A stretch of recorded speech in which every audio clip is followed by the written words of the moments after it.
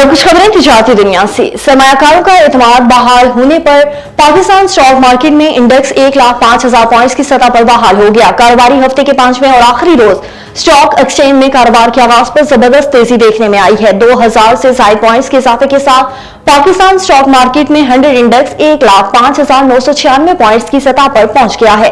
वाज़ेह रही कि गुज़िश्ता कारोबारी रोज के एहतमाम पर इंडेक्स 6,482 पॉइंट्स की कमी के साथ 1,03,526 पॉइंट्स की सतह पर बंद हुआ है। पाकिस्तान को $2.3 अरब की मंजूरी के लिए IMF के एग्जीक्यूटिव बोर्ड का इजलास आज होगा। सराय के मुताबिक $1 अरब AEF और $1.3 अरब RSF फैसिलिटी की मंजूरी होगी। एग्जीक्यूटिव बोर्ड से मंजूरी के बाद $1 अरब की किस्त फौरी रिलीज की जाएगी।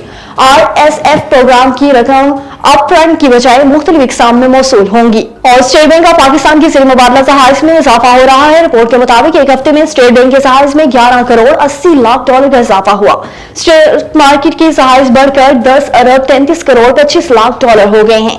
स्टेट बैंक के मुताबिक कमर्शियल बैंकों के जहाज $11 करोड़ 30 लाख इजाफे से $5 अरब 15 करोड़ हो गए हैं। मुल्की मजमूई जहाज में $23 करोड़ 10 लाख का इजाफा हुआ। मुल्की मजमूई जहाज बढ़कर $15 अरब 48 करोड़ 26 लाख हो गए हैं।